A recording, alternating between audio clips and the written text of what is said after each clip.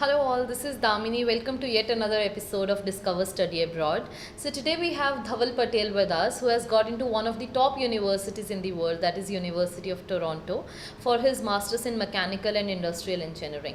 So, we are going to interact with Dhaval and ask him how did he manage to get into one of the top universities. And he also scored 9 on 9 in IELTS listening and reading. So, I'm also going to ask him the tips. How did he manage to get that? So, I'm very excited to talk to him. Let's start.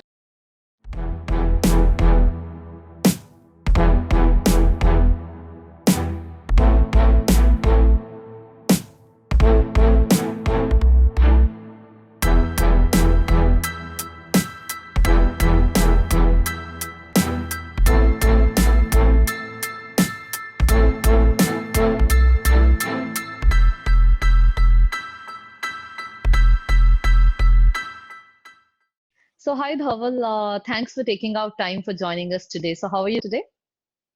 I'm fine. How are you? Yeah, I'm doing good as well. Dhaval, first of all, I'm very, excited to talk to you because when I saw your, IELTS score and you got into University of Toronto, I'm very excited for this session. Yeah, so Yeah, me thanks a too. lot for Yeah, accepting the invite. Yeah. Okay. yeah, Let's start this session. So I'm going to ask you a certain questions, with respect to the test preparation and also with respect admission process and finally the loan process as well. And I think that's what the viewers are, looking to hear from you that, how did you get into Toronto? Before we, get to those questions, can you give me a little background about yourself that, where do you hail from and where did you grow up and maybe a little bit about your family? yeah.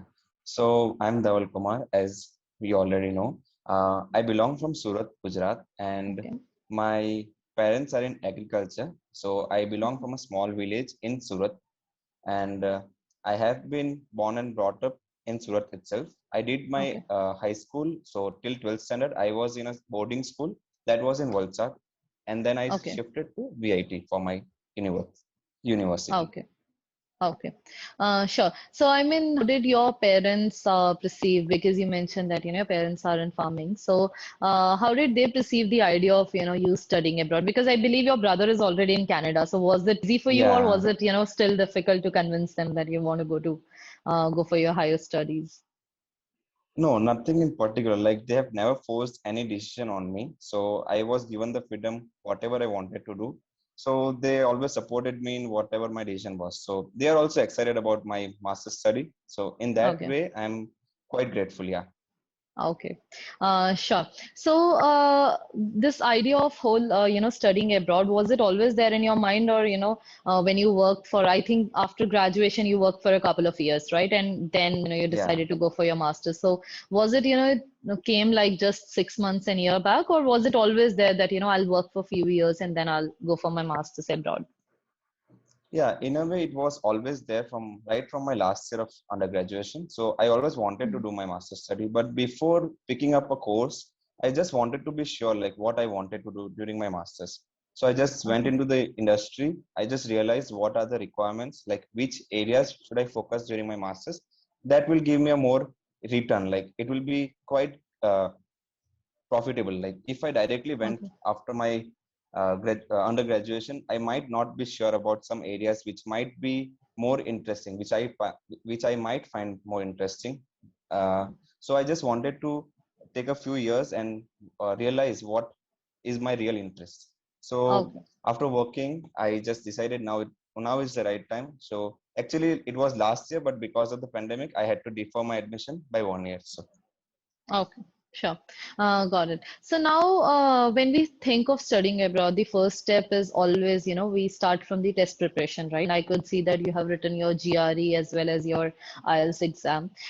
So the most amazing thing, which I that you got 9 on 9 in listening in IELTS and also 9 on 9 in read, right?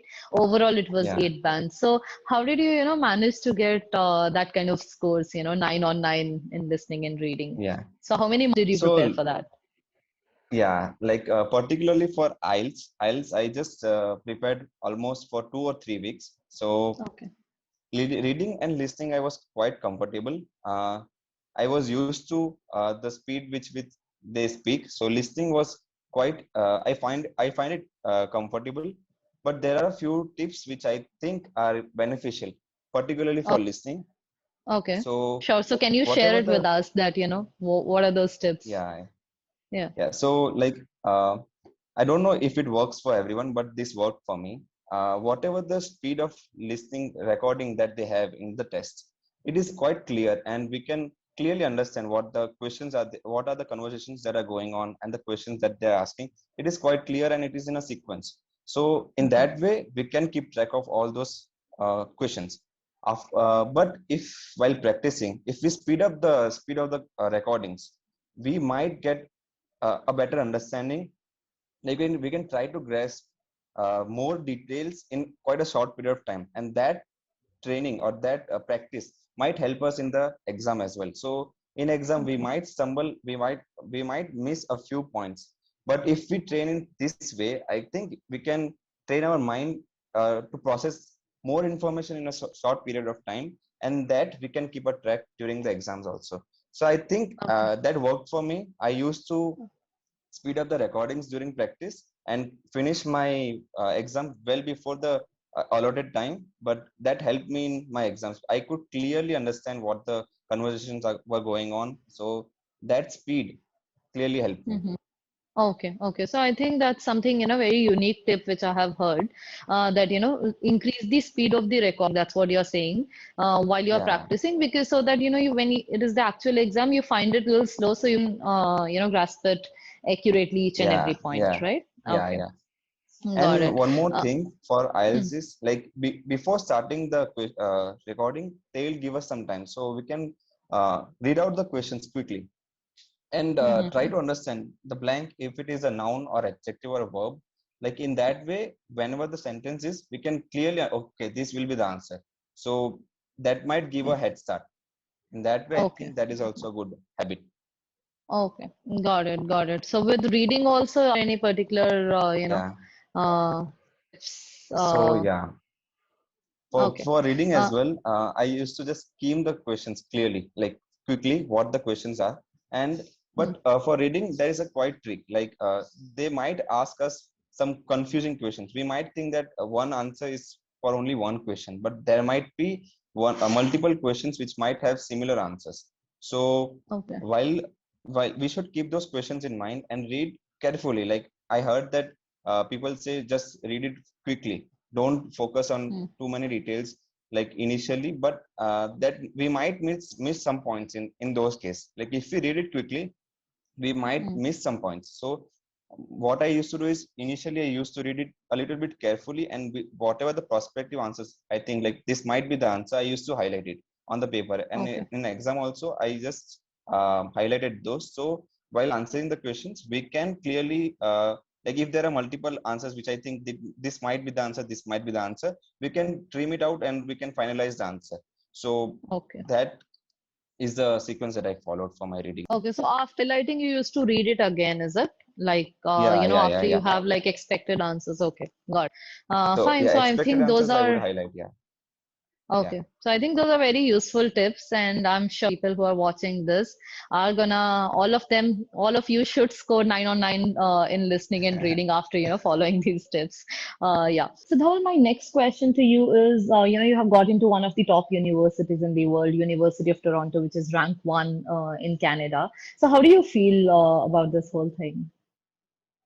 yeah. I'm really excited. I wanted to study at a good university after completing my professional experience, and that target I have met. So I'm really happy about that. Okay. So did you apply to like a lot of universities, or there were only like very few in Canada which you applied to? So I applied to both USA as well as Canada, and Hmm. from Canada I applied to only two universities: University of Waterloo and University of Toronto. I Okay. got admits from both of them. Yeah, Okay. and And you're going for mechanical and industrial engineering program, right? yeah, Masters? yeah, yeah, Okay. yeah. Okay. Now, a lot of people aspire to go to, these top universities, which are top ranked in the country. So, what kind of tips would you like to share with them, with respect to the application process or respect to statement of purpose, which is, one of the most important, piece, which you submit for admission, right? So there are any tips? Are there any tips and tricks which you would like to share with the viewers?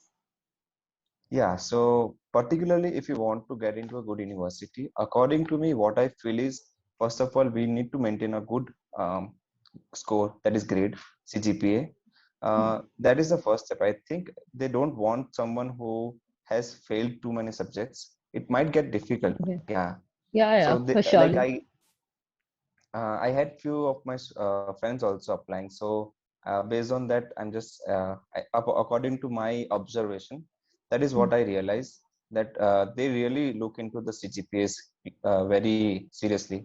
And Okay. apart from that, I think professional experience does help, but it is not Okay. a mandatory requirement, but it will help. Uh, Okay. and if you are in a university currently under graduation, what I would suggest is, I think you should take up courses as well as projects in your final year, which are aligned with your research interests. So you should start exploring the universities that you would like to go to and see what kinds of researches are being carried forward in those universities. Based on that, you can try to align your projects as well as courses in the BTech itself. This might give you a background with which you can apply to and even start contacting professors. So if you get a positive response from a professor, then it will surely be helpful in your application. Yes. Okay, sure. So now you spoke, about the CGPA. Would you mind sharing your CGPA with us? What did you score in undergrad so that, viewers will have a perspective that, what do you mean by like a good, decent CGPA? Yeah. So my CGPA was 9.32 on Okay. 10. So Okay. yeah. That's awesome. I know a lot of people don't have that, so I think definitely that would have added a lot of value. So your experience also was in the same domain, like the course, was it, Yeah. in line with the course which you're applying to? Yeah. So I tried to write an SOP in such a way that it will be completely aligned. So Okay. even if you like to switch it after going to the universities, but you Mm. don't like, you can keep it to you. You can try to align it in such a way that it is aligned. So Okay. like if you feel after going to the university that you don't want to continue in that area, I think then you can switch on to other courses, but it is not a mandatory requirement that you can mention it directly in the SOP. I think Okay. if you can present a continuous flow, like even your Hmm. BTech, professional experience, and masters, then I think that will become a good profile. Like I think, Okay. according to me, it will be a good profile. Yeah. Yeah, I think it's eventually all about how do you inline everything that, whatever you have done, how do Yeah. you fit it in the story, right? Yeah. Towards Yeah. the Yeah. end goal. Yeah, sure. Okay, so I think that's a lot of very important information you have shared with us today, with respect to your IELTS score, tips with respect to listening and reading, and also with respect to, application process, which is statement of purpose. So now coming to the funding part, which, is mostly the biggest hurdle in the whole process of going abroad. So you had applied for your own via VMake Scholars. The first thing Yeah. I would like to ask you is how was your whole interaction with your financial officer, Kayur? Was it, can you point out Oh, some of the best things in that interaction? yeah. So before applying to VMX Scholars, I tried on my own, but I Mm. was not going anywhere. Like it was extremely difficult for me to continue any process. But I got a call back from KU. I uploaded my details on the VMX Scholar portal, and I got a call back from KU. And I was really impressed. Like whatever requirements that I had, like he was able to manage my requirements easily. Like I was not Okay. able to understand how should I proceed, but he was able to help me throughout that process. Like he instantly gave me multiple options, like how should I prepare the documents for those application Mm. process as well. So he gave me guidance in that also, so Okay. that I get a Okay. positive response from all the institutions that I am applying to. Okay. So he guided me throughout, and he was like constantly in touch with me. Like Mm. whatever issues that I had, or whatever issues that I was facing while contacting the institutions, like regional managers from those institutions, he contacted on my behalf as well. So yeah, it was a very Okay. good experience. Okay. Yeah. Sure. So now, as you mentioned that, you approached a few banks before you came to VMX Scholars. So, what made you, come up with this? Do you think it was important for you to go via VMX Scholars, or you could have directly gone on your own? So, what changed in the way is what I'm trying to understand. So, you approached banks, and what happened that what made you come to VMX Scholars in the middle of the process? Yeah, so like the amount that I requested was difficult for me to get because my Okay. financial background, considering my Correct. financial Correct. background, so I Yeah. was not able to understand how should I proceed. But Mm-hmm. as Keyur, as I shared with Keyur that my brother is also in Canada, so he suggested like yes, his documents as will be considered. That I didn't know Okay. earlier. Okay. So Okay. that Okay. was the hurdle. Like Okay. without that information, I was not able to go anywhere. Like Okay. I So it was got just going rejected somewhere basically. in the dark that, you didn't Yeah, know yeah, and banks were not suggesting you that, yeah, add on your brother. So, okay, got it. Sure. So I hope, we were able to help you with the funding bit as well. So now, are there any tips overall, with respect to, let's say the you have shared the tips with us, but any general, information for our viewers, so that their journey to study abroad or especially to Canada or the top universities like University of Toronto can be a little more easier with. Are there any tips and tricks yeah. like that which you would like to share? So I must say that in the complete process, my education loan was the most Okay. difficult.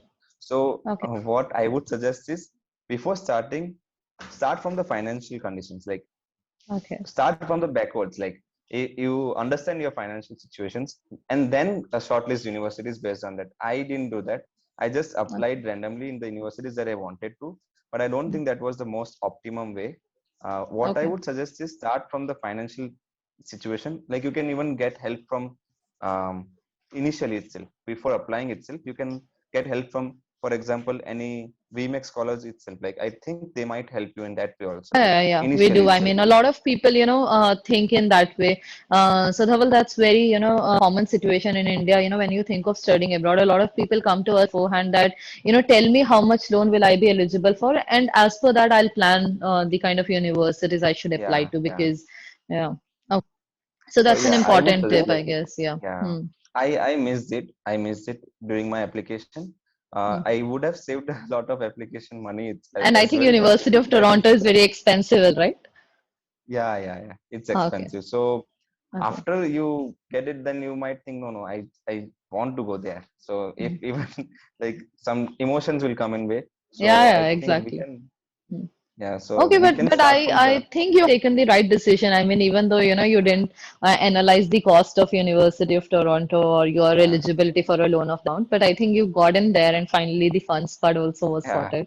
So okay, sure. Anything else you want to share with us? Because I have one last Uh, question left. Before that, is there anything you would want to add on? um. So if you're applying for USA, I must say Hmm. GRE is important in few universities and Hmm. 320 plus is a good score. So Okay. many of the students are not able to achieve that. And with 320 plus, I think you are eligible for many fellowships as well as funding from the university as well. So Correct. you must plan for GRE as well. You must plan accordingly. And Hmm. I think quant section, most of the Indians are able to score good, but verbal Hmm. is difficult. So we can spend more time on the verbal section. Remembering those vocabulary is difficult. So try to generate mnemonics for those words and Okay. try to perform well on the vocabulary section. So Okay. So were verbal there any section, yeah. universities in the US you got admit to, Dhaval? Yes, I got admits from three universities. So Okay. Texas A&M, Purdue, but it was not an MASC program. I got into M engineering. Okay. I also got into University of Southern California and Ohio State University. Yeah, four Okay. universities. Okay. Okay. So you got four hits, but you still chose Canada. Is Yeah. there any particular reason? Was it, just that University of Toronto is really highly rated, or was there any particular reason of choosing Canada over US also? So I think considering that I was taking a loan, I wanted to go in a secured location Hmm. where I can, if for possible, if I like many people get H1Bs and OPTs as well, you can work on Hmm. OPTs. But if that was not the case, I don't want I didn't want Okay. to create that pressure on my mind. And my brother is also in Canada. So Hmm. apart from the university's reputation, these two factors were Hmm. the um, decision makers. Yeah. Yeah. I think Dhaval, that point, what you mentioned is very important that, after 3 years of OPT in US, it always becomes riskier that, whether you are able to still stay there and pay off your Yeah. EMIs after that, right? So, Yeah. Yeah. sure, so that's a very valid point. So my last question to you, what are your further, future aspirations? Now you have a work experience, I think, of three Yeah. years, and now you're gonna specialize with a degree, a master's degree. So what is, going to be further your planning in your career and maybe on personal front as well? Yeah, so like I have worked for 3 years in this industry. So what I felt is the work gets repetitive. Hmm. So Hmm. I am planning to go into a research-based profile after Hmm. completing my master's, maybe a Okay. PhD, but it will all depend on the situations during my master's. A more research-based career, maybe, yeah. Okay. So I'm Okay. planning that. Okay. Um, And do you yeah. plan to settle in Canada? I mean, at least for a decade or so? That I've not decided because my Okay. brother is also in Canada and my parents are in India. So either one of us has to return. So that Okay. Okay. will say like how That that works you're out. leaving on to the time, yeah. Okay. Yeah, yeah. Sure. Got it, Dhaval. So it was a very useful session, and I'm sure whoever is watching this are gonna find it very useful because the kind of tips you have shared, I have personally, really liked those tips, and I'm gonna share it with other people offline as well. So thank you very much Yeah. for taking out time for this call. I was literally forcing you that, let's do it today. So yeah, No, no, no, so not that. Yeah. okay, sure. So thank you very much, and yeah, so have a good day. Thank you. Thank you. Don't forget to subscribe and click on the bell icon to never miss any updates from us.